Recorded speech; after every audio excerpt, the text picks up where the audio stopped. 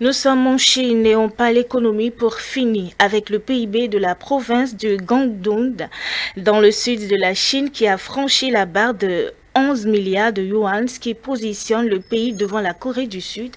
Nous avons plus de précisions dans ce reportage de nos amis de la CCTV+. For the first time, Guangdong Province GDP has Pour la première fois, le PIB de la province du Guangdong a dépassé celui de la Corée du Sud. Elle avait déjà dépassé l'Espagne, l'Australie et le Mexique. Le commerce extérieur a joué un rôle majeur dans la croissance de l'économie du Guangdong en 2020.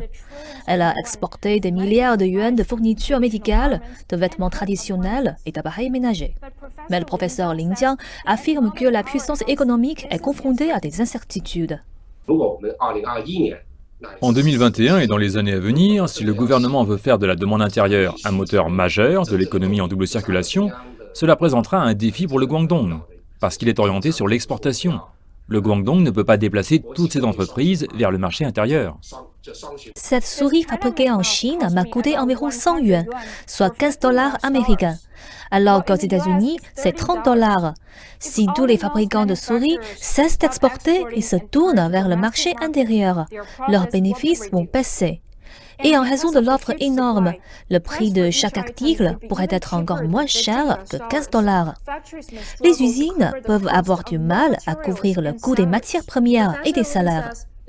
Le professeur Lin dit qu'ils devront soit fermer ou se tournent vers d'autres entreprises, telles que la nouvelle économie, y compris la 5G et l'intelligence artificielle.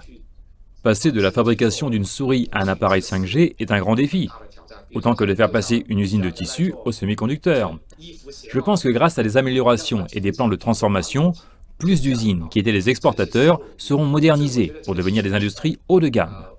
Le professeur Lin dit qu'avec les pays avec une main-d'œuvre moins chère, comme en Asie du Sud-Est, l'appréciation du yuan et les appels du gouvernement pour une croissance de haute qualité, les exportateurs seront obligés de repenser leur développement futur. Les autorités du Guangdong offrent maintenant une formation professionnelle aux employés, les préparent à de nouvelles opportunités dans un marché en mutation.